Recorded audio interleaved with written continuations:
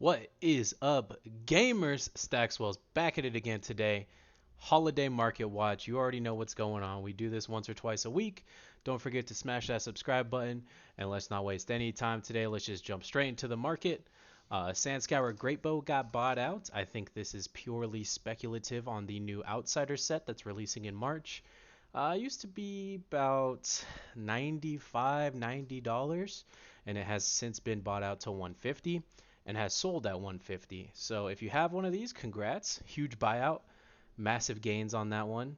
And feel bad for all my Azalea players that were waiting to bling it out. Azalea might get support, so this is purely speculative. If she doesn't, people are going to kind of be left holding the bag on this. So proceed with caution. Footsteps, a lot of Dromais have switched their build over, and now they're playing Mage Master boots with Toma Fendal, so a lot of Dromai players aren't even playing Footsteps anymore, and that has caused the Rainbow foil to drop to 160. Prior to that, if we look at previous sales, we had Rainbow selling for 240, Rainbow selling for 220, so this is a pretty massive drop here. And the cold foils have maintained price. They're still about 250-ish. So, something to keep an eye on. If you have a Footsteps, or if you needed a Footsteps, now might be the time. I don't think it's been this cheap in quite some time. This round on meats just keeps going up. I feel like every market watch I talk about this card, and for good reason. It's a fantastic card.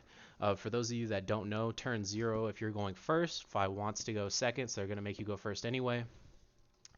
You attack with the card, they block you. This round's on me, them. They're not gaining a card off it because they're going to draw to 4 at the end of the turn regardless.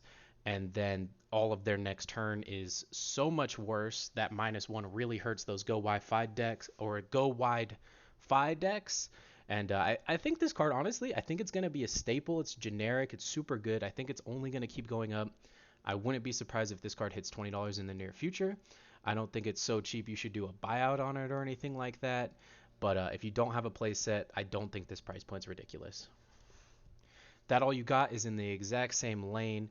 It is so good against FaB. Just having that extra point of block to kind of counteract their strategies, very helpful. This one keeps ticking up slowly as well. It's currently at $7-ish, about 7. But for the rainbows, jumps up to 14 very quickly. Whereas this round on me, the rainbows aren't that much different. That all you got, people. I don't know why, but that price point is just very different. So if you don't have a playset of that all you got, I would recommend at least picking up the rainbows. These generic cards are just so good to have in your collection. I try and pick up 3 of every decent generic card I can. This is still a fair price point and is very good versus FaB. Skullcrack is one of those new Majestics from Dynasty that are kind of like gaining steam. I feel like when this card first came out, it was just like $1 or $2. And it has since shot up to 5. The rainbow foils are about the same price. Just something to keep your eye on there. Looming Doom has only gone down since it came out. I want to say it was probably about 70-ish when it came out. That's what they were listed for. And has since dropped to 20. And Looming Doom is the future of Rune Blades. I think this complements that slower strategy perfectly. And I think almost every Rune Blade moving past the Rosetta ban is going to be playing Looming Doom. And again, they're just going to keep releasing that Rune Blade support, and it's very likely going to be tailored toward that slower combo build-up Rune Chant style of deck that we've been seeing. So I think that this is just a future investment. I'm not saying everyone should pick up a playset, but to my speculators out there, I think that this is very cheap, and I think it's probably worth double the price it is now. Lumina Ascension has held value ever since the help me out here, Spirit of something, the new Bolton legendary. I'm not a Bolton player, so I don't really know what it is or what it does exactly, but I know Bolton players are stoked about it, and the price of Lumina Ascension, the extended art specifically, reflect their excitement for it. It has held strong at 125, 130-ish ever since that card dropped, and prior to that card dropping, it was about $70. So this is a huge like 2x right here. It comes from Monarch, and if you're feeling risky, Monarch cases are so cheap right now. For the unlimited, you could get a whole case for $200. A little bit more, maybe 210-ish, but I mean that's shipped, so that's pretty good, I think. You're not going to find cases for 200 very frequently, especially with these older sets like Monarch. I think this is a good pickup. Last time I told you guys to pick up a case, it was of the Everfest, and that sold out like, I want to say like maybe 2 hours after I posted this video. So act kind of fast on this because I think it's going to be a similar situation here. Shiana is a fantastic pickup. I don't think I've seen it this cheap before. And for those of you that don't know, she's a blitz hero and she could play any specialization of any hero in the game.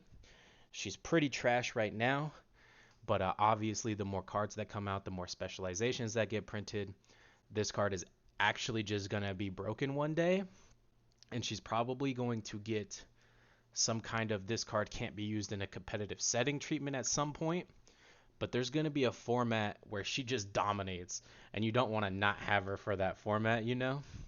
And I mean, even if she can't be used in Blitz, she'll probably be like the Rudy Gemkeeper and stuff like that, where you could still use it in like Ultimate Pit Fight and like those more fun casual settings. So I definitely think this is worth a pickup. Not only do I think she's going to be competitively viable, but I also think that from a collector standpoint, it's just a good pickup. This is very cheap of a card. Crucible's such an old set, legendary. I don't need to go into too much more detail. I think this price point's too cheap. Silver's in the same vein. It is currently about $10 for the majority of them up here. For those of you that remember when Assassin first came out, these were selling for $15 to $25. We could go back here and look at the sales here to kind of prove my points. Yeah, when Assassin came out, 24, 24, 18, 19, 24, 19. So this card was hot and selling hot when Assassin was spoiled. And Assassin hasn't quite lived up to the hype just yet, but we all know Outsiders is coming out, and once Outsiders comes out, the Assassin hype train is going to start chugging again, and this price is going to do the same thing. So I think you might as well get in early. You might as well get it for this $9 to $10 price point, and not wait for it to hit 20 to pick it up.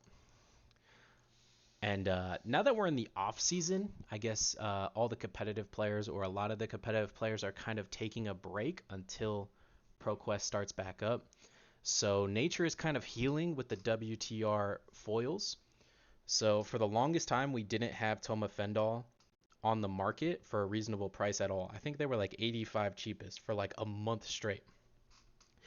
And I only know that because I really wanted to pick them up. But now, as I said, nature has healed, and they are about $23-ish for the foil unlimited Toma Fendal. I think it's a great pickup. I personally finally got my playset after long month of trying to snipe it for my Dromai deck. Every other card was foil except this one, and it was really bugging me. I would check TCG every day, and it was never this low. So I'm very happy to see it back. On that nature is healing train still.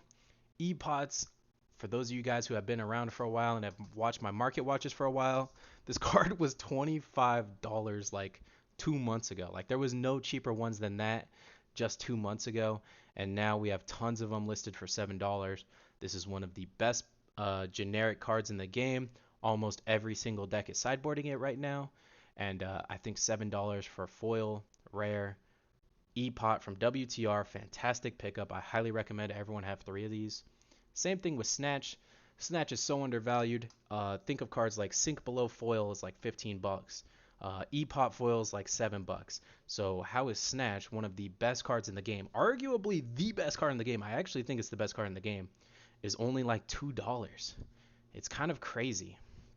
I don't understand how. Honestly, I don't even understand how this card hasn't been bought out yet. I think this price point is way too cheap. And I think everyone should honestly just have a couple play sets of this. Like all of my decks play Snatch. I want all of them to be foil. So I've got like 12 Snatches foil. And it's so cheap, I really might pick up some more here. But yeah, that's all I've got for you guys today. Don't forget to like, comment, rate, subscribe, help the algorithm, help me out, and thank you guys for watching.